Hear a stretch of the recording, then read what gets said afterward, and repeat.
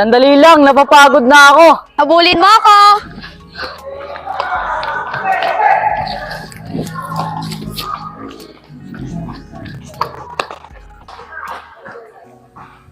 Oh, Aljur! Ano yung hinahanap mo? Ah, wala.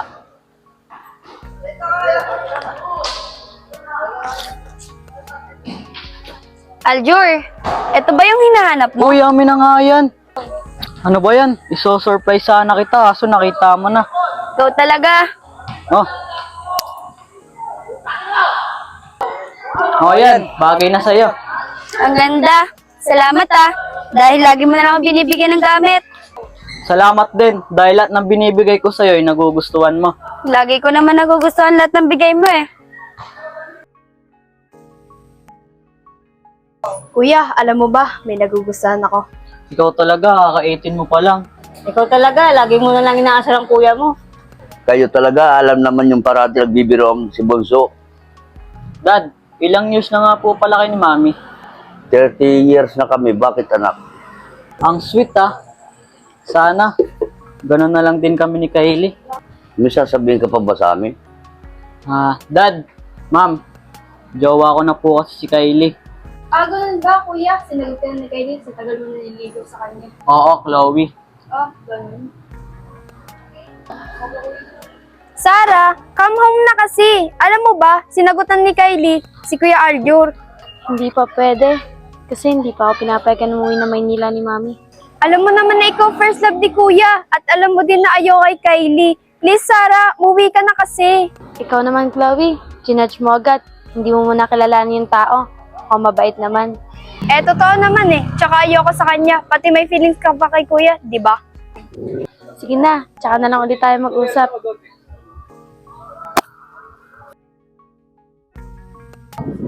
Chloe, naayos mo na ba yung gamit ko dyan? Sarah?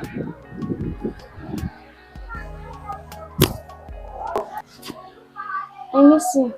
Kailan ka pa nakauwi, Sarah? I think na nagkita na kayo.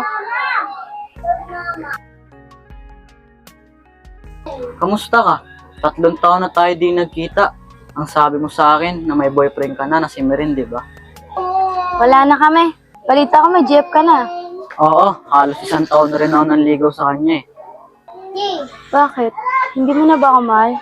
Sarah, I will always love you. Pero kasi hanggang kaibigan na lang dahil may iba na akong mahal. Pero nandito na ako. Pwede pa natin baguhin. Sarah, simula nung iniwan mo, kala ko doon na matatapos yung mundo ko. Pero nung nakilala ko si Kylie, nagkaroon ng kahulugan ng buhay ko. Ganun ba? Total, nakikita ko naman na masaya kayong dalawa. Kaya titigilan na kita. Yes, sa kabagal no Monday. May importante lang akong pinuntahan. Saan naman yun? Nakita kasi kami ni Aljur eh. Binigyan niya ako ng pintas. Ganun ba? Oo, bes. Kylie, sunduin kita mamaya, may dinner tayo. Sige Aljur, antay na lang kita sa bahay ah. Sana all, may tiga-sundo. Tara na, bes. May iwan ka na namin, Aljur ah. Sige. Tao po. Sino yan? O, ikaw pala, Aljur. Tara, pasok ka. O, Aljur, kala ko masakit ulo mo. Okay na ako. Nawala na yung sakit ng ulo ko. Sure ka? At lalo't nakikita kita. Tara, Aljur, upo muna tayo. Sige, tara. Kylie, may papakilala pala ako sa'yo mamaya. Talaga ba? Sino yun? Ipapakilala ko sa yung best friend ko since bata kami. Siguraduhin mo lang na best friend mo lang yun ah. Oo naman, kaibigan ko lang yun. Ang ganda pala ni Sarah. Oo naman, tsaka mabait pa. Oh, huwag mo sasabihin ko selos ka ha. Kasi akala ko kaibigan mo lang, ex mo pala. Ano ka ba naman, Kylie?